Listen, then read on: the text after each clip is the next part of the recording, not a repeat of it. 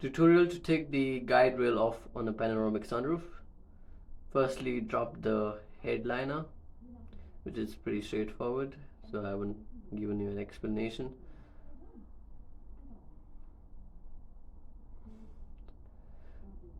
After that, take off the screws, which is 2 on each side for this glass roof, and then the wind deflector.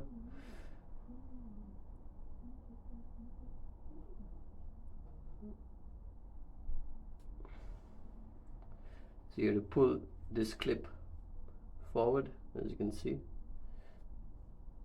and it would come off. Then you take off this motor, which is for the panoramic sunroof, and the motor for this for the roller blind, and then these 2 screws for the roller blind. And after that, you pull that clip for the roller blind there, and then it should release.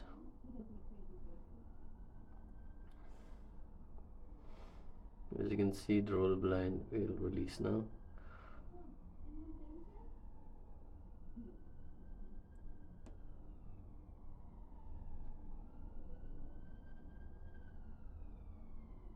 Now you take off the T15 screws underneath, which are holding the guide rail.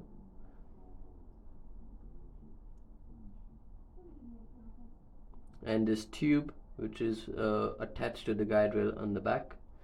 Only after you pull the tube off, the guide rail will come up. So all you have to do is pull that guide rail out. Yep, and the guide rail should come off. Remember which way the cables go, and that's about it. And also remember to turn these at the last position before you fit them on, and reinstall in the reverse order.